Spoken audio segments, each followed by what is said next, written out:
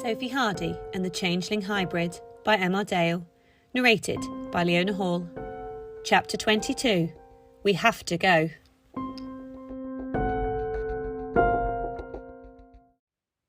Everyone just stood there in silence. Sophie stared at her friends, and they stared back. Sophie could also feel the eyes of Mrs. Jones burning a hole in the back of her as Kingsley, real Kingsley, lay on the floor unconscious, while Avatar Kingsley stood there in front of her. "Girls, what's happened?" a voice said in Sophie's ear. None of them spoke. Kingsley was looking himself up and down, checking to see what exactly it was that had happened, but Sophie took that as he was feeling all right. "An implant has just been taken out, or disappeared in your area. Whose was it?" Miss Sissons asked, desperately trying to get an answer out of someone. Yasmin covered her mouth to keep in yet another scream, and Clara had her hands on her head, like people do when they're in shock at something. Gradually realising what had happened, Sophie turned back to face Mrs. Jones. She wasn't at all perplexed by there being two Kingsleys, or focusing on the fact that one of the other teachers had just basically evaporated in front of her. Being the caring leader she was, her focus shifted to the Kingsley that was lying on the floor in need of her help. She was checking him all over for any other sign of injury, but she was doing it in quite a frantic way that got Sophie a bit worried. As a result, Sophie walked round to the other side of Kingsley and knelt next to her whilst Clara, who was in a better state than Yasmin, spoke to Miss Sissons and filled her in. "He's okay, he's fine," Mrs. Jones was saying to herself over and over as she kept checking Kingsley over and over again.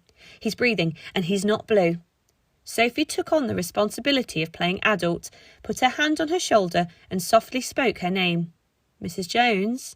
At first, Mrs. Jones didn't respond. She just kept checking Kingsley, but Sophie tried again. "Mrs. Jones?" she said slightly louder. Mrs. Jones looked up at her this time, and Sophie could see she was clearly in a state of shock. "What happened?" she asked, unable to look Sophie in the eye. "A changeling got her, like the ones there used to be," Sophie replied, again altering the truth ever so slightly to protect her and Kingsley.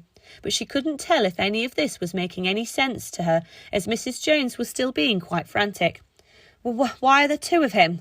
she blurted out, very abruptly, but with no intention of rudeness or comprehending what it was she was saying. "Let us worry about that," Sophie tried to reassure her. She could see that Yasmin had now mellowed slightly and was explaining things to a quite excited Kingsley.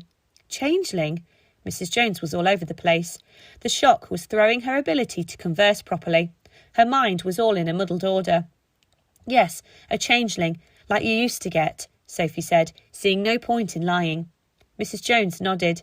Where is it? I can't see one. What will we tell the parents?" Sophie was about to say that she may as well tell the truth to them, but then Clara interjected. "She's sending a car to pick up Kingsley," she said. "Scope is the best place for him right now." "As long as she doesn't lock him up," Sophie chimed in before Miss Sissons could say anything. "Who's getting locked up?" Mrs. Jones asked, still unaware of the enormity of what just happened. "What scope?" Sophie helped Mrs. Jones to her feet and ushered her towards the stairs back up off the playground and into school before she could comprehend that there was an unconscious Kingsley and an awake Kingsley. "Just tell everyone that Kingsley was taken away in an ambulance and that his mum has gone with him," Sophie told her. Mrs. Jones was becoming slightly more with it as they made their way towards school. She looked at Sophie properly, but her speech was still slurred. "I always said these implants would be trouble," Mrs. Jones mumbled, and she took hers off the side of her head. "What about you, Sophie?" she asked. Making the connection with the implant she'd put on Kingsley, Sophie replied, "They haven't exactly been a laugh a minute for me. Let us just do what we need to do. Something bad is coming, and there is only us that can stop it." Sophie was still talking to Mrs. Jones like she was a child. It was the only way to get through to her. There had been a few programmes in the playground at Scope that had taught her how to handle someone in shock, and she was channeling every bit of that learning into Mrs. Jones. Mrs. Jones nodded, but before Sophie could turn and go, she said to her, "We need to talk properly about this, soon." Sophie nodded in agreement and simply mouthed, "Thank you," still understanding that Mrs. Jones didn't know where she was or had even started to comprehend what had happened. Sophie knew that she needed to offload about what was happening at home and that she'd found the person that would be willing to listen, but that could wait. As a result, Sophie ran back down the steps onto the playground, where the three others were now bundling the original Kingsley into a car which had been sent by Miss Sissons. Had Mrs. Jones been more with it than she was, she obviously would have stopped them, but to her, the girls were in control and handled everything, and to try and stop them now was so far out of her mind that it didn't register. There was a creepy silence about the three girls as they reassured Kingsley that watching himself being bundled into a car was going to seem relatively normal compared to what might be to come. They had just witnessed something horrific. Even a teacher they didn't much care for being spirited away to the underworld would surely be enough to cause them some distress. But they weren't being given time to process it all, yet. They would each need to talk about it soon to help them deal with what had happened. The time for dwelling on it could wait, Sophie thought.